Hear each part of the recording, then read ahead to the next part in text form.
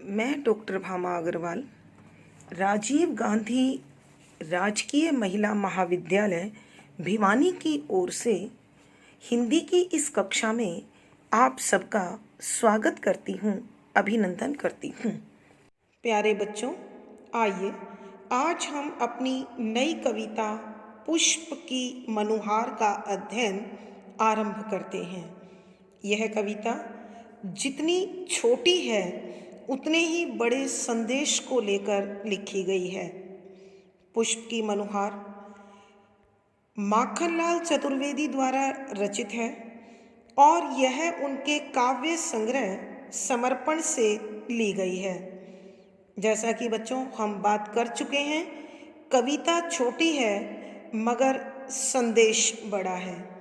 कविता का संदेश है जीवो और जीने दो, यानी स्वयं भी आनंद से, प्रसन्नता से, खुशी से स्वतंत्रता पूर्वक जीवन जियो और दूसरे की स्वतंत्रता में बाधा मत बनो। यहाँ फूल इसी भावना को लेकर आग्रह करता है, मैं जिस पेड़ की डाली पर खिला हुआ हूँ मुझे वहीं खिला रहने दो, ताकि मैं उस पेड़ से जुड़कर अपनी सुगंध सारे संसार में दिल खोलकर लुटा सकूं, बांट सकूं, बिखेर सकूं और आप सबको आनंद से भर सकूं। यदि आप मुझसे छेड़छाड़ करोगे, यानी मेरे सौंदर्य, मेरी सुगंध से प्रभावित होकर मुझे तोड़ने की कोशिश करोगे, मुझे छेड़ने की कोशिश करोगे, तो निश्चित रूप से मैं स्वतंत्रता पूर्वक जिस दान देने के लिए इस संसार में उत्पन्न हुआ हूँ वो नहीं दे पाऊँगा। मैं समझता हूँ कि यदि आप मुझसे छेड़छाड़ करो, मुझे किसी भी प्रकार की हानि पहुँचाओ या मेरी स्वतंत्रता पूर्वक खिलने के अधिकार में बाधा बनोगे, तो मैं अपने आपको कलंकित होने से अच्छा खुद को मिटाना उचित समझूंगा, श्रेष्ठ समझूंगा। अतः आप मेरे सौंदर्य का, मेरी सुगंध का आनंद लो और मुझे अपनी क्रूरता का, लालच का, स्वार्थ का शिकार मत बनाओ। सबसे बड़ा सत्य इस संसार में यही होता है कि यदि हम किसी दूसरे के अस्तित्व से छेड़खानी करते हैं तो निश्चित रूप से हमारा अस्तित्व भी खतरे में पड़ जाता है। यहाँ अपनी रक्षा के लिए, अपने विकास के लिए दूसरों की रक्षा, दूसरों का विकास अत्यंत आवश्यक है और प्रकृति हमें यही संदेश देती है कि तुम मेरा संरक्षण करो, मैं तुम्हारा संरक्षण करूं, तुम्हारा पालन पोषण करूं। इसी संदेश को लेकर लिखी गई इस कविता की पंक्तियां इस प्रकार हैं। बिन छेड़े जी खोल सुगंधों को जग में बिखरा दूंगा, उषा राग पर दे पराग की भेंट रागनी गा दूंगा। छेड़ोगे तो पत्ती पत्ती चरणों पर बिखरा दूंगा, संचित जीवन साध कलंकित ना हो कि उसे लुटा दूंगा। किंतु मसल कर हे सखे क्रूरता की कटुता तू मत जतला, मेरे पन को दफना कर अपना पन तू मुझ पर मतला। प्रस्तुत पद हमारी हिंदी की पाठ्य पुस्तक 8 अर्वाचीन कवि में संकलित एक भारतीय आत्मा माखनलाल चतुर्वेदी जी द्वारा रचित कविता पुष्प की मनुहार से ली गई है। यह कविता उनके काव्य संग्रह समर्पण में संकलित है। संदर्भ, यहाँ कवि फूल के माध्यम से जीवो और जीने दो का संदेश देते हुए कहते हैं कि स्वतंत्रता पूर्वक जीवन जीने में जो आनंद है और दूसरों की स्वतंत्रता को बनाए रखने में जो खुशी है वो संभवतः किसी को भी किसी प्रकार की चोट पहुंचाने पर हमें प्राप्त नहीं हो सकती। यहाँ कवि सबके अस्तित्व की रक्षा का संदेश देते हुए कहते हैं कि सरलार्थ, सर्वप्रथम बच्चों शब्दों के अर्थ बिन छेड़े, बिना छुए, बिना छेड़खानी किए। जी खोल मुहावरा है, इसका मतलब है बहुत अधिक मात्रा में सुगंध, खुशबू, जग दुनिया बिखरा दूंगा, फैला दूंगा, भर दूंगा। उषा राग, उषा सूर्योदय का समय, राग प्रेम, पर के लिए, दे देकर, पराग खुशबू या प्राक्कण, भेंट उपहार, रागनी प्रेम का गीत, छेड़ोगे यदि मुझे छुओगे, पत्ती पत्ती चरणों पर बिखरा दूंगा, यानी पत्ती पत्ती करके बिखर जाऊंगा, न अपना अस्तित्व बचाऊंगा और न तुम्हें कोई लाभ पहुंचने दूंगा।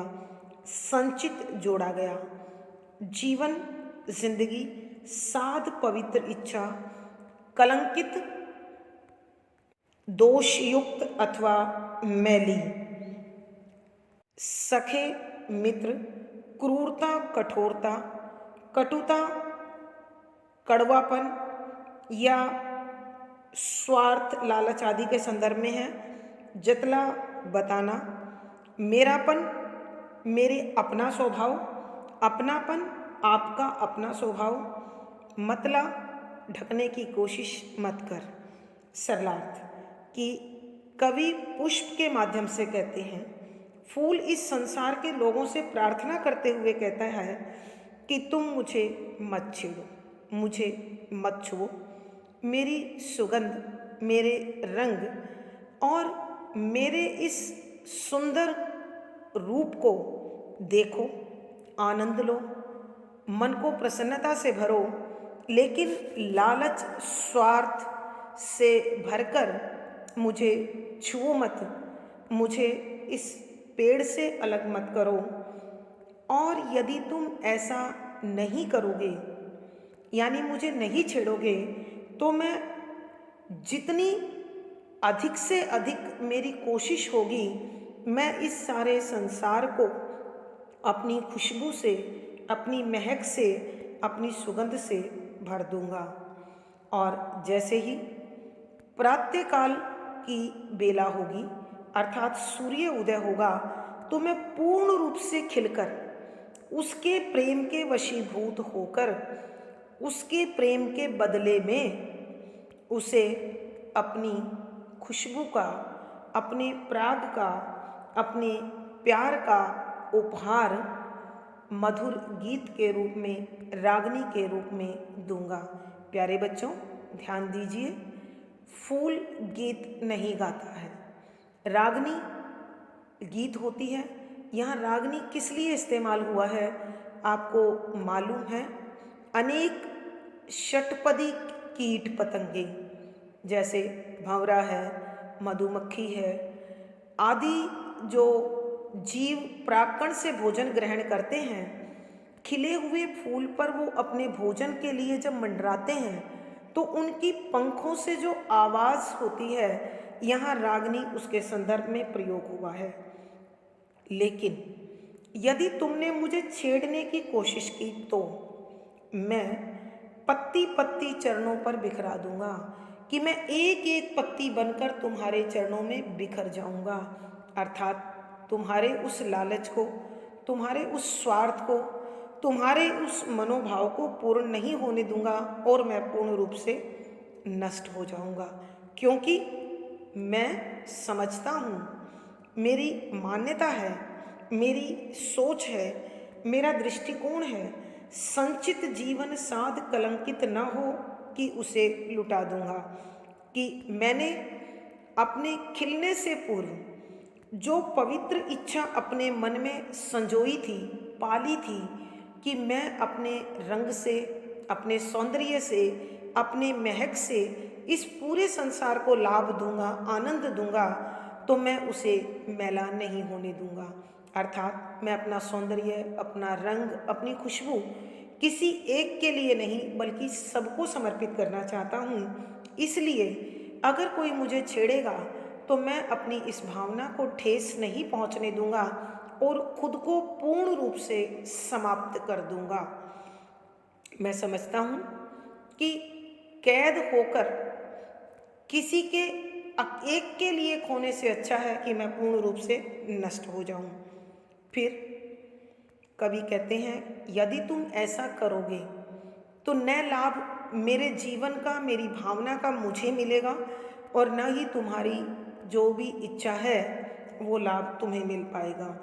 किंतु मसलकर सखे कि हे मित्र, तुम यदि मुझे तोड़ लोगे या मुझसे छेड़खानी करोगे तो तुम्हारी उस कठोरता से, तुम्हारी उस दुर्भावना से, कड़वाहट से तुम्हें कुछ प्राप्त नहीं होगा।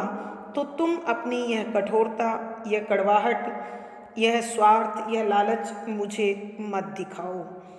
मेरेपन को दफनाकर कि तुम यदि मेरी उस स्वतंत्रता पर किसी प्रकार की कोई भी हानि या आघात पहुंचाने की कोशिश करते हो, यानी तुम मेरे स्वरूप को, मेरे अस्तित्व को अपने स्वार्थ के लिए समाप्त करने की कोशिश करते हो, तो तुम्हें कोई लाभ नहीं होगा और तुम न तो मुझे फूल छोड़ोगे और न ही तुम्हें किसी प्रकार का कोई लाभ होगा, क्योंकि ये प्रकृति का नियम है कि जीवो और जीने दो, कि तुम अन्य तत्वों की रक्षा करो और अन्य तत्व तुम्हें अपनी शक्ति के अनुसार, सामर्थ्य के अनुसार, योग्यता के अनुसार तुम्हारी रक्षा में सर्वस्व समर्पण कर दें।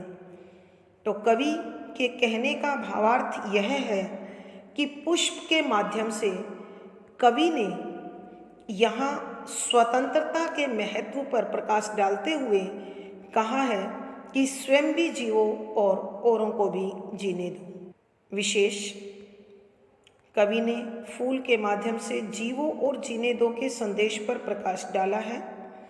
शुद्ध साहित्यिक खड़ी बोली में लिखा गया पद है। यहाँ शांत रस है, प्रसाद गुण है, फूल बात करता दिखाई दे रहा है इसलिए दृश्य बिंब है। यहाँ मरहटा छंद का प्रयोग किया गया है, अतः ये शैली है। अलंकार देखें बच्चों, सबसे पहले तो फूल प्रार्थना कर रहा है, यानी मानवीकरण अलंकार है। यहाँ फिर अनुप्रास अलंकार, क्योंकि सब जगह होता है, यहाँ भी है। उषा राग, जीवन साध, ये पदमैत्री अलंकार है। पत्ती पत्ती पुनरुक्ति प्रकाश अलंकार है। सखे संबोधन अलंकार है और साथ में संदेश अलंकार है कि तुम खुद जीवो और मुझे भी जीने दो। कविता में अनुप्रास अलंकार, मानवीकरण अलंकार, पदमैत्री अलंकार, पुनरुक्ति प्रकाश अलंकार, संबोधन और संदेश आदि अलंकारों की सुंदर छटा है। प्यारे बच्चों, इस कविता में एक बात हमें विशेष तौर से ध्यान देनी होगी कि जिस समय ये कविता लिखी गई तो यहाँ कवि ने पराधीनता की जो पीड़ा थी उससे भरकर इस कविता को रचा है और वो चाहते हैं कि संसार में सभी स्वतंत्रता पूर्वक, आनंद पूर्वक जीवन जिए। तो प्यारे बच्चों, आशा है आपको कविता अच्छी भी लगी होगी, संदेश भी मिला होगा और समझ में भी आ गई होगी। वीडियो को लाइक करें, शेयर करें, चैनल को सब्सक्राइब करें। आपका दिन और जीवन सफल हो, सुखमय हो, आनंदमय हो, इसी शुभकामना के साथ धन्यवाद, आभार।